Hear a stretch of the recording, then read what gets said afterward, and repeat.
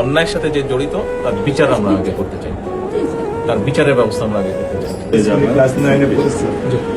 Total ওগুলা নিয়ে চিন্তা করবেন না, ওগুলা ইনশাল্লাহ ব্যবস্থা আসলে যেহেতু বলেছেন, আপনি আপনার কষ্টের কথা বলেছেন, সেই ব্যাপারে আমরা যেটা আমাদের আপনি কিছু বলবেন?